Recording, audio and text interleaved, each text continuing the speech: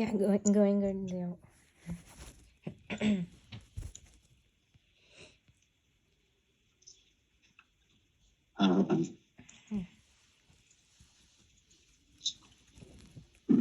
Excuse me.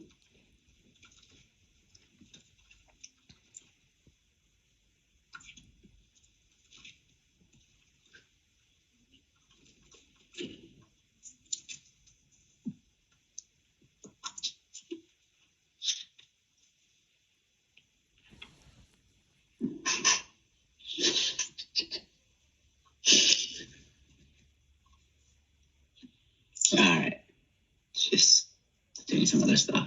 Mhm.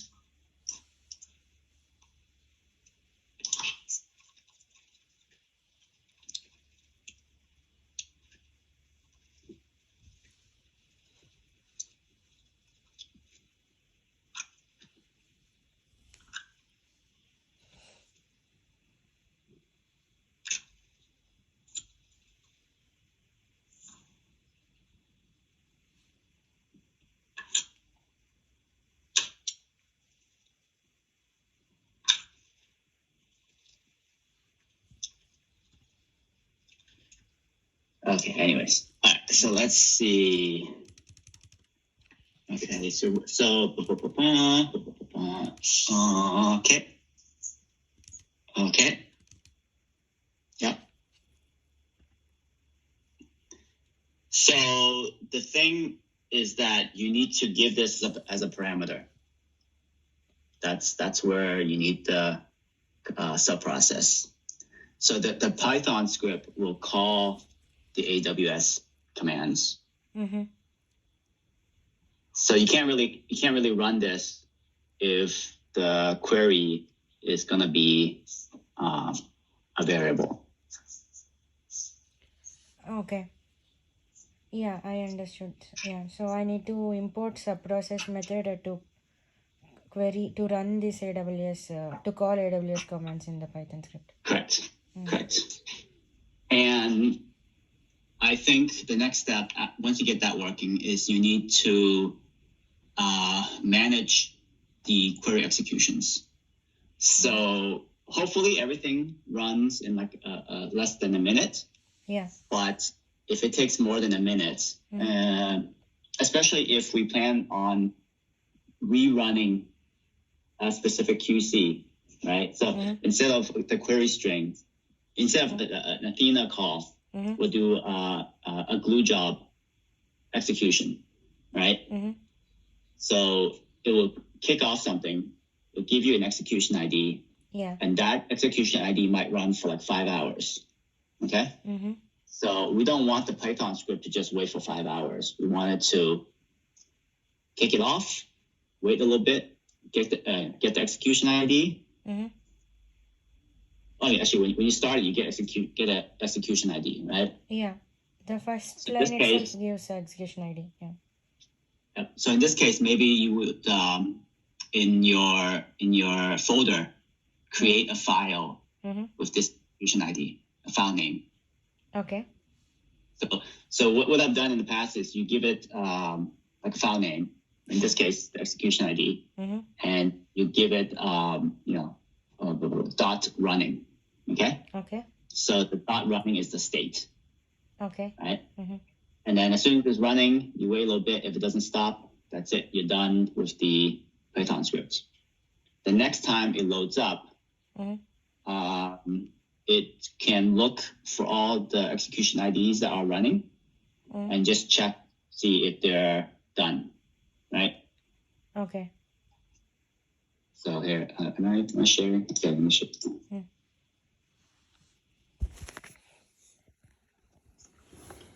Okay, so maybe you have the Python script run this. It gets the execution ID. It waits a little bit. It's not done. It stops. The second time it runs, it goes and it checks to see if this is done. If it is, then it runs this next step, right? Okay, yeah. So you can sort of imagine, like, if you have a folder somewhere where it's just AWS processes, right? And inside you would have you have something like this, not running. Maybe you have something else, which is like done, okay? And then I think fail. Maybe there's a fail option. So something like that. And then that way you can have this process just sort of run every 20 minutes. And then we give it certain commands for it to run. Okay. Okay. So I mean, it might even be something simple where it's like, now you have something where it's like,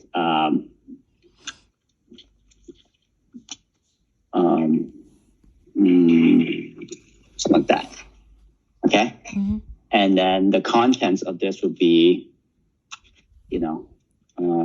select, count from blah, blah, blah, right? And so this Python script, which runs every 10 minutes, would see that there's a job that's ready. It'll take this as a variable, it executes it, deletes this file.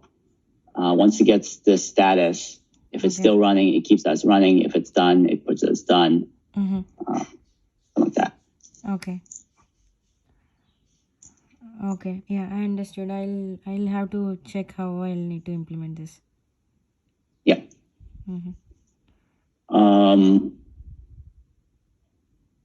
Yeah, so something like that is good because then we can all use it. It's kind of it's very flexible.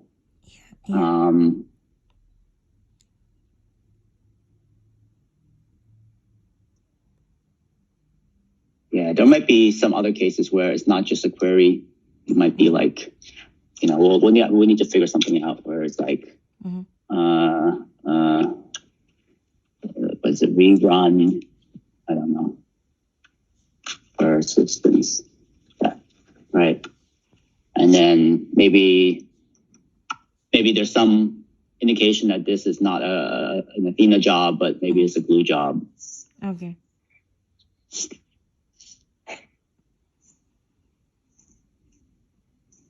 We can always hard code it. I mean, we don't really need this part if everything completes in under a minute, right? Yeah, these sample queries are running pretty fast. I mean, it doesn't take even, not more than 2-3 seconds, maybe 1 second. Yeah. Yeah, and that's the way we want it. We want the reports to be really fast. We want to put all the logic on the AWS side. Okay.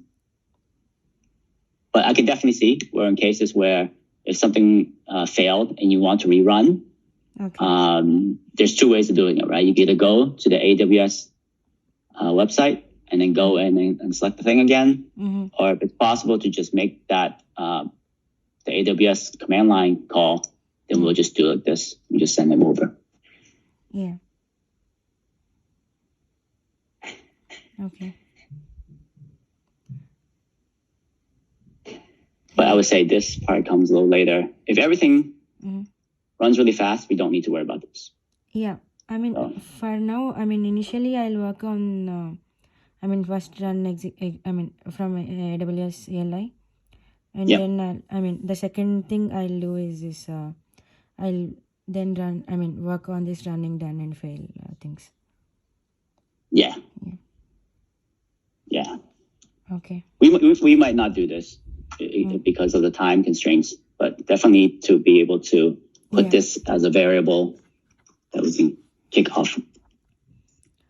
Yeah, I'll try to work on this. I didn't work on subprocess, but I'll look at that sample code and I'll start working on this. Okay. Yeah. Great. Yeah. Sure. So it might be a case where a lot of this is predefined, right? Like we said. So if we're talking about run aws.py, you might give us something like 053 grpmpy count, right? And then basically you need to convert this into a string.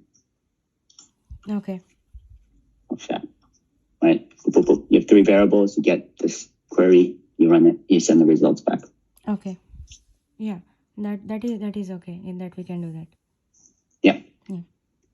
Okay. Yeah. Sure. Yeah. Let me start working on that, and I'll let you know how it goes. Okay, great.